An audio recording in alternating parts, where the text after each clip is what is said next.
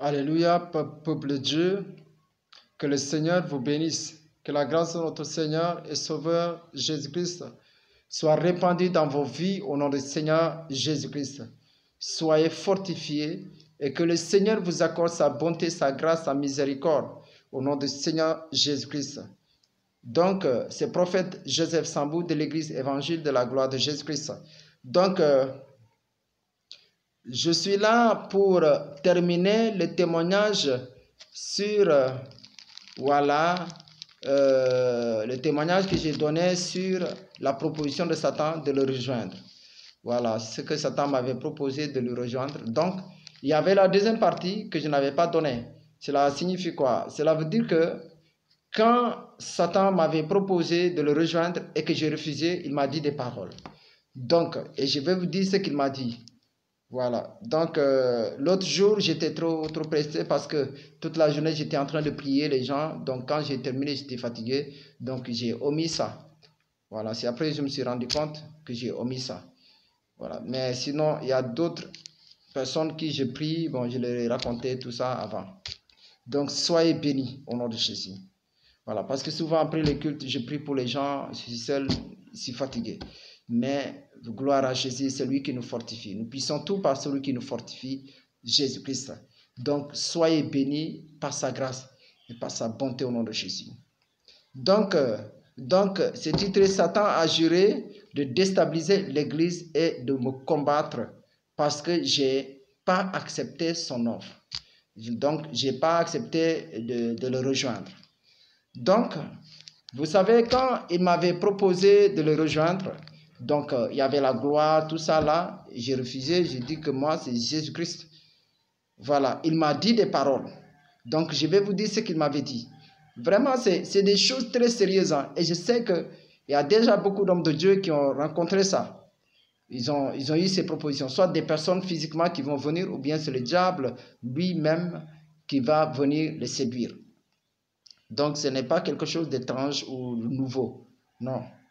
Donc quand il m'a proposé de le rejoindre et j'ai refusé, il m'a dit, j'ai très bien entendu ce qu'il me disait. Et vous savez une chose, le diable quand il vient pour séduire, il ne va pas prendre une autre apparence, il vient à la forme de l'homme, d'une personne. Donc, comme ça, quand il m'a proposé, j'ai refusé et il m'a dit ça. Il m'a dit que comme j'ai refusé, il va déstabiliser l'Église, il va me combattre. Donc, il va faire tout pour que l'Église n'avance pas, ne prospère pas et que vraiment je me décourage. Donc, il y a eu des preuves. C'est vrai, quand il a dit, il a fait, hein, il a essayé. Il a essayé, je vous le dis, c'était vrai. Donc, après, bon, moi, je me suis dit, de toutes les façons, s'il combat cette Église, ce n'est pas mon Église, c'est l'Église de Jésus-Christ. S'il combat cette Église, et que Jésus-Christ lui laisse. Bon, c'est que c'est lui. Parce que ce n'est pas mon église, ce n'est pas l'église de quelqu'un, c'est l'église de Jésus-Christ. Donc, il a dit ça. Vraiment, une fois, je priais, je constatais avant, je partais en évangélisation. Les gens, ils reçoivent la parole de Dieu avec joie, mais après, les gens, ils ne viennent pas au culte, quoi. Les gens, ils vont me dire, ils vont venir, après ça, je ne vois pas. Donc, j'ai évangélisé sur les rues, sur les bus, les voitures, je parle. Mais rien. Mais un jour, le Seigneur me dit, son peuple est nombreux. Donc, je dois veiller parce que son peuple est nombreux. J'ai dit, ah Seigneur, mais toi, tu me dis ton peuple est nombreux, et puis moi, j'évangélise rien. Voilà. Mais j'ai toujours gardé la foi et j'ai dit, bon, de toutes les façons, le temps du Seigneur n'est pas arrivé. Donc, jusqu'en 2023, il y a quelqu'un qui était, comme m'a dit, il était fou, c'est un musulman. Donc, je vais vous donner son témoignage. Il était fou, il était resté sur la rue, il parlait, il fumait, tout ça là. Maintenant, on m'a parlé de ce gars, il n'y a pas là où on n'a pas amené, on l'a amené partout. Et maintenant, il y a ma tante m'a dit, ah, je connais quelqu'un, vraiment, ses parents souffrent, voilà ça. J'ai dit, ok, il n'y a pas de problème, il faut l'amener. Maintenant, après, sa sœur est venue, on est parti trouver le gars là où il est.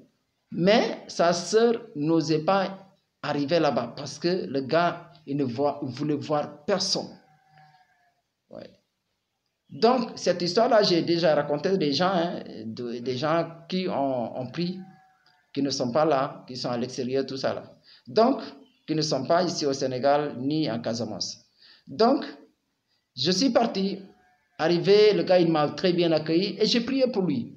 Le même jour-là, l'esprit de folie a quitté sa vie. Maintenant, après, on a tissé des relations, des amitiés, tout ça là. Donc, de temps en temps, je prie pour lui au téléphone. Et vraiment, il commençait à aimer le Seigneur. Donc, jusqu'à cette année, le mois de début novembre 2023, il est passé à l'église. Quand il est passé à l'église, j'ai prié pour lui. Et quand j'ai prié pour lui, le Seigneur a agi puissamment dans sa vie. Et il est reparti. Quand il est reparti, il a eu un correspondant blanc qui lui a promis beaucoup de projets, tout ça là. Il m'appelle pour me dire, ah, pasteur, il faut vraiment prier, j'ai eu cette chance, tout ça là. J'ai dit, ok, le Seigneur va faire. Après, il est parti au village. Un jour, il dort, il voit. Bon, il a eu d'autres songes hein, qu'il m'a expliqué, mais ce que je peux retenir, le songe là, que je peux témoigner. Donc, il dit qu'il a vu qu'il était là où il y avait la foule, beaucoup de personnes. Et moi, j'étais là-bas, j'étais avec lui et on priait les gens. Maintenant, après, quand on priait, il a vu une forte lumière qui venait sur lui.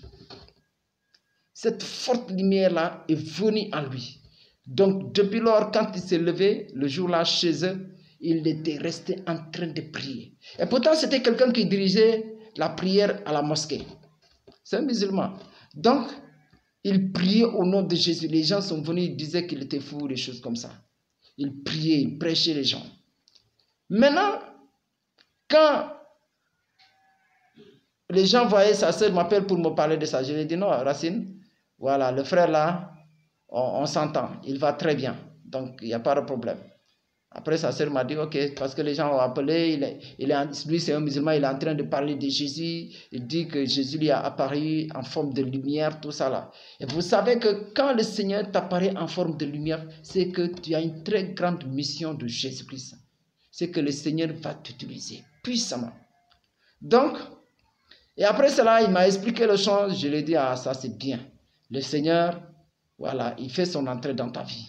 Et le Seigneur t'a appelé pour le ministère. Maintenant, entre-temps, il y a un pasteur qui l'appelle.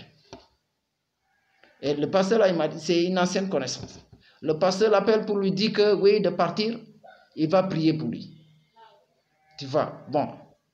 Moi, il ne m'avait pas dit qu'il va aller là-bas parce que le pasteur il va prier pour lui. Mais il m'a parlé de ce pasteur. Je lui ai dit, non, je ne connais pas ce pasteur-là, mais je lui ai dit, il faut faire attention. Il ne faut pas aller vers n'importe qui, il va prier pour toi. Parce que toi, le Seigneur, il est en train de se révéler à toi. Donc, il ne faut pas partir. Maintenant, après, moi, je suis resté. Maintenant, un jour, et on parlait tout le temps. Donc, il m'appelle, il demande les conseils, tout ça là. Donc, un jour, je dors la nuit. Le Seigneur me montre quelqu'un qui était enchaîné avec des chaînes qui brillaient. Je me réveille le matin, je dis, ah Seigneur, qu'est-ce que tu me montres comme ça? Je ne comprends pas. Dès que quelques minutes après, il m'appelle pour me dire, ah pasteur, comment tu vas, tout ça là? Il me dit qu'il va aller au Cap. Il y a un pasteur tel qui lui a dit de partir. Il va prier pour lui, après il va lui donner une Bible. Je lui ai dit, quoi? J'ai dit, non, on ne part pas. Il m'a dit, non, si dans la voiture a pris de part comme ça, je ne peux pas retourner. Il m'a dit, non, tu sais, vous les pasteurs, vous êtes les mêmes, les trucs. Je lui ai dit, frère Racine, ne fais pas ça. Je sais ce que je te dis. Ne pars pas pour que celui-là prie pour toi. Et je lui ai raconté ce que le Seigneur m'a montré. Je lui ai dit, ça sera très dangereux pour toi. Il m'a dit, non, c'est pas grave, vous êtes tous des pasteurs, vous êtes les mêmes. Je lui ai dit, ah, de toutes les façons, je t'ai dit. Il m'a dit, voilà, donc quand je reviens, je vais passer à l'église, tu vas prier pour moi. Je lui ai dit, ok. Il est parti. Après, il m'a passé le pasteur. Bon, le pasteur en a parlé. Bon, je n'ai pas dit quelque chose ici. À son retour, il n'est pas passé à l'église. Il revient, après je l'appelle, il m'a dit qu'il vient d'arriver, mais il est très fatigué. J'ai dit, ok. Il m'a dit, demain, je vais passer à l'église. Donc, la nuit là, la folie est revenue. Pire encore. Le lendemain, je l'appelle. Il me répond du nom de Serigne Fallou, des noms des marabouts du Sénégal, de Allah, n'importe quoi. Non, j'ai failli pleurer. Non, très franchement, j'ai pleuré intérieurement. Et ça m'a fait mal. Depuis lors, il ne voulait plus me voir. Il ne voulait plus me voir. Maintenant, je suis parti le rejoindre. Maintenant, il a quitté la maison où il avait logé et il marchait comme ça. Il parlait, il marchait, il parlait de Serigne Touba, des choses comme ça, des marabouts du Sénégal, tout ça là. Et je suis allé, je l'ai rencontré. Il m'a dit non, lui, il n'a pas besoin de prier de moi. Ouais, l'autre pasteur, il est bien. L'autre pasteur, des trucs comme ça. Je vous assure que si j'avais le numéro du pasteur ce temps-là, j'allais appeler le pasteur là pour lui dire que voilà celui que tu as dit de venir là, voilà sa situation, ce que tu as prié. Toi, tu sais bien que tu n'es pas délivré. Bon, mais non, ça m'a fait mal. J'étais en colère contre ce pasteur. Après, j'ai compris que c'était le risque du diable. Le diable ne voulait pas que le nom du Seigneur Jésus soit élevé. Voir quelqu'un qui est fou. Parce qu'ici, il y en a déjà beaucoup de fous qui sont délivrés ici. Donc, après, j'ai expliqué, ça m'a travaillé trop. Je ne pouvais plus retenir cela. Après, j'ai expliqué ça à mon papa. Bon, celui que le Seigneur m'a confié. Donc, je lui ai dit, papa Yeboué, vraiment, il y a ce cas-là. C'est difficile, je traverse cette situation très difficile. Et à l'instant que je te parle, il traîne dans les rues, mais on me dit qu'on va l'amener à l'hôpital de Kenya, à l'hôpital cicatrice, donc l'hôpital des fous, des gens qui sont fous, et ils vont prendre soin de lui. Et effectivement, il m'a dit, voilà la situation, maintenant là, il ne faut pas aller le rencontrer encore. Laisse-lui, on va intercéder. Après, on a prié. Maintenant, après cela, je passais le temps à prier pour lui, à jeûner. Je faisais des jeûnes. La première fois que j'ai fait le programme de jeûne de 4 jours, le Seigneur me dit lundi, il va rentrer. Donc, bon, vous savez, quand le Seigneur parle, des fois on ne comprend pas. Voilà, j'ai dit, ok, donc le Seigneur m'a exaucé. Donc, après, je suis reparti là où je l'ai trouvé. Il n'avait pas voulu. Il m'a dit que lui, il est venu pour concilier l'islam et le christianisme. J'ai compris que le diable. Et il ne voulait même pas que je prie pour lui. Mais après, j'ai dit à Seigneur, quand tu as dit, c'est que la chose va s'accomplir. Et c'est comme ça. Donc, je continue à prier pour lui. Je continue à jeûner. J'ai prié, j'ai pleuré. J'ai dit, Seigneur, non, il faut faire quelque chose pour lui. Et voilà, après... Voilà, le mois de décembre, il a fait un mois, pratiquement un mois passé dans cet hôpital. Après, le Seigneur lui a délivré et il est sorti. Et pendant ce temps, de sa folie, quand je l'appelle, il ne m'appelle pas pasteur, hein, il m'appelle par mon nom, Joseph, comme ça. Quand je lui dis pasteur, quand sa soeur lui dit c'est pasteur, il lui dit non, c'est Joseph. Non, c'était grave. Maintenant, après, quand il est guéri, il est reparti, je l'ai appelé, il me dit, pasteur, il me salue. J'ai dit vraiment, le Seigneur est merveilleux. Donc, le diable, ce qu'il a dit, il a fait. Et ce n'est pas ça seulement. Donc, chaque fois, il veut contrer l'œuvre du Seigneur Jésus-Christ dans l'église. Parce que quoi? J'ai refusé d'accepter sa proposition. Donc, il a juré de me combattre. Et vraiment, il y a eu plein de choses. Donc, il y a aussi un autre témoignage pour montrer la fidélité de Jésus-Christ. Donc, l'autre fois, je dormais et j'ai vu dans un songe une femme qui était venue pour prier, demander la prière, que je prie pour elle. Maintenant, dans la prière, elle m'a dit d'aller. Maintenant, quand on partait, c'est pour rentrer dans une église, mais c'était sombre. Là, on devait rentrer.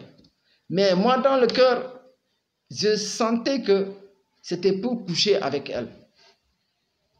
Mais moi, j'ai suivi. Après, elle est rentrée.